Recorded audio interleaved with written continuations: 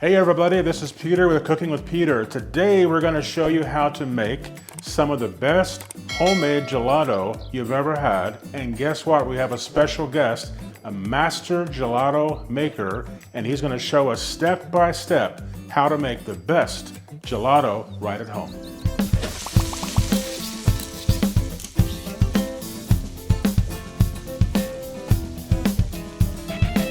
Guys, today we're going to show you how to make the best homemade gelato you can ever make. And we're so lucky that I've brought in a master gelato maker. My great friend of more than 30 years is Mr. Lee Cornblum. Lee, can you come on in?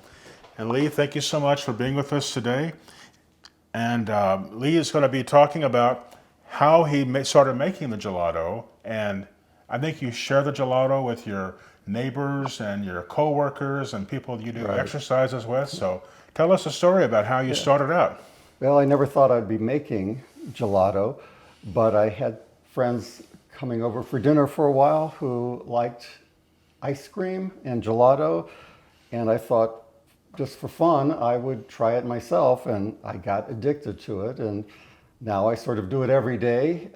I do it for my neighbors, the folks who work at the recreation center where I do water fitness classes, and when I was still working, I would take it into my coworkers to enjoy. And you've even developed a brand all your own, and so this is called Theor Deliso. So tell us about that Theor Deliso name. Yes, well, my last name is Cornblum, and I decided that Gelateria Cornblum didn't sound right, so I translated my last name into Italian, and that is Theor Deliso. Okay, Lee, we are ready for you to show us the master techniques of how to make gelato, and I think it all starts with a base, no matter what flavor you're really using. Is that correct? That's correct. I use the same base. I have a recipe that works, so I use it every time, no matter what flavor I'm making. So I start with whole milk, heavy whipping cream, and then add some non-fat powdered dry milk, sugar, and salt. That goes into every base, every gelato that I make. Okay, I like to use weights for my measurements. And I'll start by setting my scale to 0 with the pan.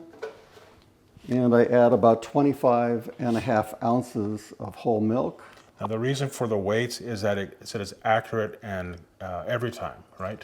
That's right. That's what my recipe calls for, that is successful, so I continue to use it. Okay, great. And there we go. And when I have 25.5 ounces, I'm going to reset my scale to 0 and add 5 ounces of heavy whipping cream. Okay. Wow, you hit that. Perfect. You hit that right on the number. Good for you. Okay, then I'm done with the pan for a moment, and I move to the dry ingredients. This is the non-fat powdered milk, and I go for 2 ounces of that. It's a lot more than you would think 2 ounces would be. There we have 2 ounces. I'll take that for you. Thank you. I have to do something Okay. to earn my salary. And once I have that, I add that to the milk and cream, and then I work on getting 6 ounces of sugar. The recipe actually calls for 8, but I have found that I can get by with 6, and it's not too sweet when I do that. Then I will need to reserve some of the sugar for the eggs, because I'm going to put the egg yolks in the sugar. So take out about 2.5 ounces and put that aside, and the rest can go into the base. Okay. Then I need about a little less than a teaspoon of salt. Then I stir that up. And this is all the foundation of your base. Right. Now, for many ice creams, that's all I would need until it's time to add the eggs and sugar. But what I'm going to do today is make a vanilla ice cream with chocolate chips. Straighten these out, smash them out. Okay. And what I find is useful is to cut through each end.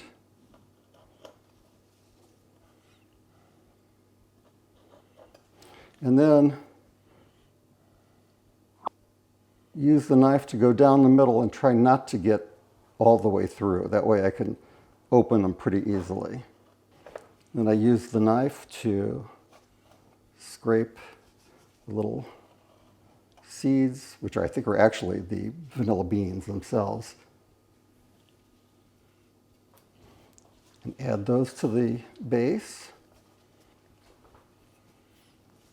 Try to get as many of these in the base as I can.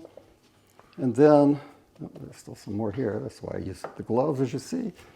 And then I like to put the empty pods in there as well to give it more flavor. I just tie it because I found it makes it easy to get it out. Well, that's a nice trick. And then I set my thermometer for 160. So it will, this particular thermometer will light up green when the temperature reaches 160. So I have an induction range that I set at level 4. Stir it a bit, and then I move on to the next phase. But now it's time to get the egg yolks and add them to this sugar. So I use a little device here. I don't know where I found this, but I've used it for a while. This helps me get as much of the egg white out as possible. Yep, and I broke that yolk, so I need to get that. And then, see if I have better luck with the next one.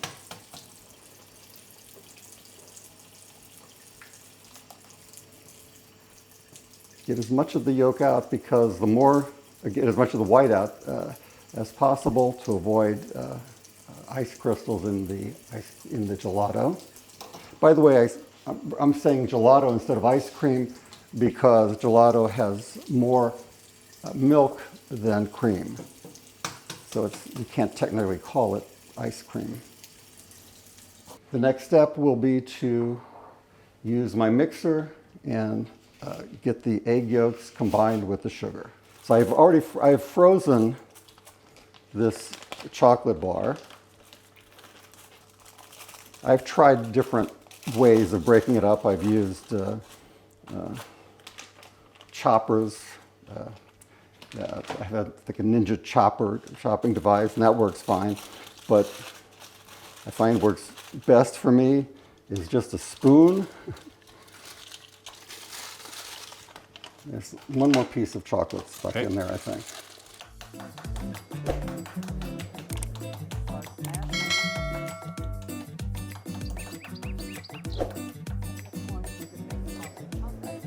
Okay, that's probably pretty good. Okay, it has reached 160, and I'm going to reset it now for the next milestone, which will be 185. Okay, now that I'm at 160, I can add the eggs and sugar, but you don't want to add them directly. You need to temper them so that they don't become scrambled eggs in your gelato. So while I have the yolk and sugar mixture stirring, I add some of the hot base.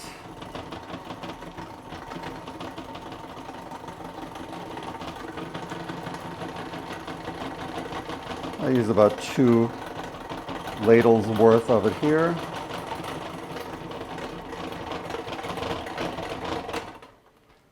Okay. So while the base is being stirred, you can add the egg yolk sugar mixture. I like this particular whisk that I found because it has a silicone side to it that lets me get as much of the egg mixture as possible. And now I'll check it about every 5 minutes to stir it until it gets to 185. So at this point, I have my ice bath prepared. I had it in the refrigerator. It's just water and some ice cubes with a smaller bowl in there that I will put the base in to chill. And I'm also going to take the chocolate chips that I have here, the chocolate showers, put them in the freezer. Anytime you add any sort of mix in to your base, you're going to want it really cold because you don't want it to melt the gelato base, the gelato that you've now gotten churned. So keep it in the freezer. Some of the recipe books will tell you cook it until you see little bubbles form. I'm never sure of that, but I have found through experience that 185 is a good temperature. There we go. The magic number 185. I can turn off the heat, take the thermometer out.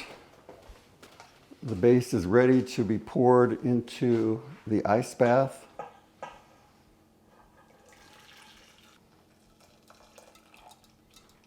And I've got the pods still in the pan.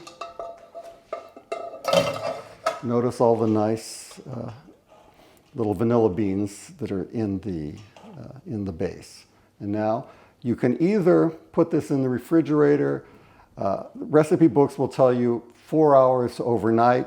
I find it's fine in my refrigerator for about 2 hours, or I put it in the freezer if I'm going to be home for 1 hour. And that's what I'm going to do today. Well, now Lee has done the base of the gelato, cooked that on the stove, and then he put the gelato base into the freezer and letting that chill for about 1 hour. So Lee, what's the next step? Well, we'll take the base out of the freezer. Okay.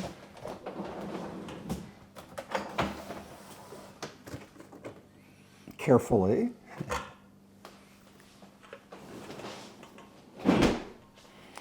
And if you use the freezer method, that's only if you're going to be home for that hour to take it out. Otherwise, it will freeze before you put it in the so if they're going to be away from the house, they should just put it in the refrigerator. Put it in the refrigerator. But still in the ice bath. Yes, still I use the ice bath. Yeah. Okay.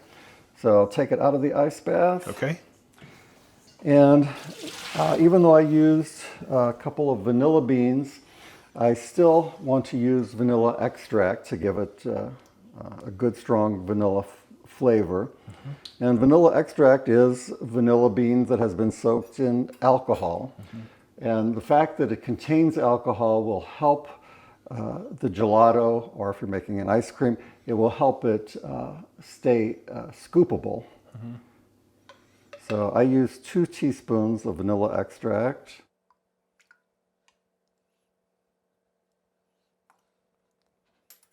And I find that because American home freezers are so cold, that gelato, once you freeze it in your freezer, is very difficult to scoop once you take it out. It should be at like 20 degrees Fahrenheit, ideally, as I understand it, and our freezers are closer to 0.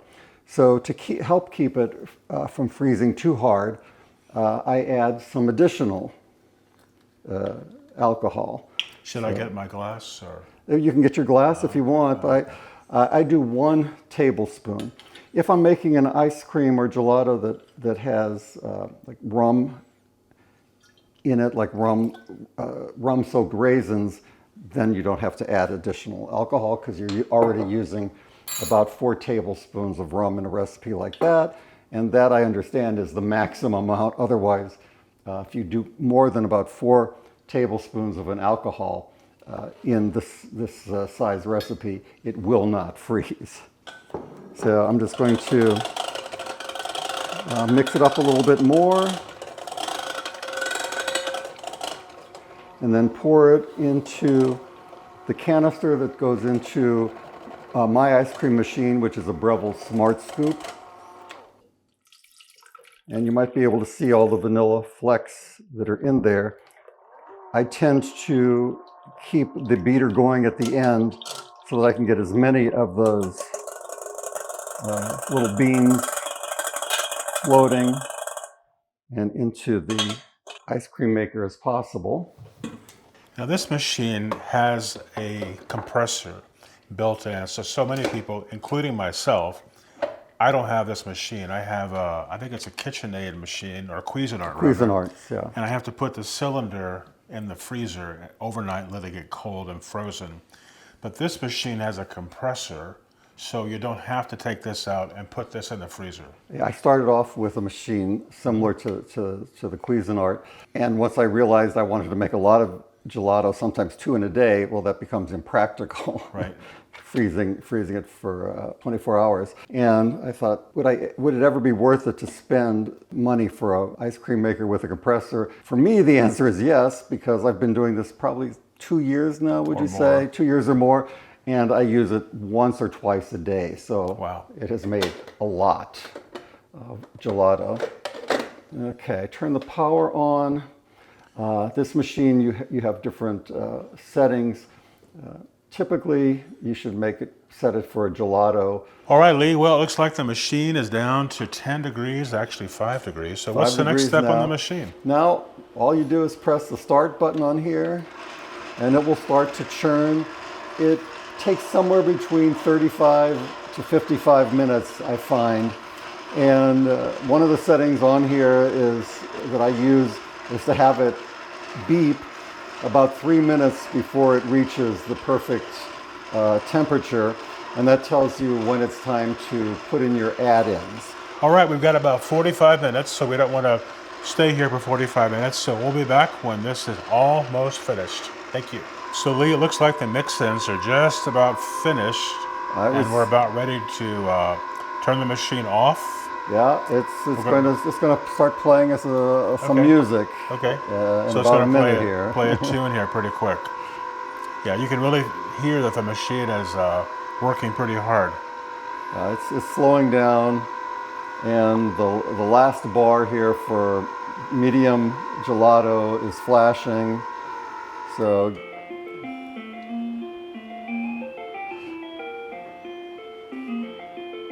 The Entertainer. The Entertainer. It's a little Scott Joplin, and then we turn off the power, open the lid, pull out the container. Wow. And it is ready to scoop into our freezing container here. So this is a little challenging here. Take this out, take the churner out, get it over here, and try to get as much of the gelato off as you can. And unfortunately, as far as I know, there's no way to get all of it out, so you, the chef, will have to lick the... Oh, sorry about that. Lick the churning that's paddles. Really disappointing. But I do try to get as much off as possible. It's pretty much ready to go as is. I find that if I freeze it for 2 hours in my freezer, it's ready to that's good. to put into a to-go cup to give to your friends or co-workers or family, whoever you're going to pass it on to. I find 4 to 6 hours of being in the freezer, it's perfect. It's pretty much like the gelato you would get at a real gelateria. The longer you keep it, it stays good for days and days, but the texture is just perfect at about 4 to 6 hours of being in an American freezer. So I think you picked up these containers at Amazon as well. I think, yes, I think I've seen them at Sur La Table, but I buy them. This is a little larger. I think the ones at Sur La Table are exactly 1.5 quarts, which is what most gelato recipes are for. But if you use a lot of add-ins, a lot of mix-ins, those aren't quite big enough. So this I believe is a 2 quart. And I like this style, the long ones, because then if you're going to serve the gelato right from here and use a scoop, it makes it very easy to scoop lengthwise. Oh, I'm sorry, but you left you left me a spoon here. And now it's ready to put in the freezer. Well, Lee, we want to thank you so much. You are the gelato master. and you did such a good job, and this is just an amazing treat for all of us. I do hope that you will follow the directions. By the way, you can download Lee's masterful gelato recipe from our website. The link will be below in the video. Do us a favor and please subscribe to the channel, and we can keep on bringing you great videos like this. And do me a favor, invite your friends, tell them about the videos as well. Maybe they can learn something. And give us a shout out. Let us know where you are watching the videos from. And we'll be able to give you a shout out once you do that. So thanks a lot for watching. Lee, thank you so much. Thank you. Our pleasure of having you today, and we'll see you the next time. Thank you.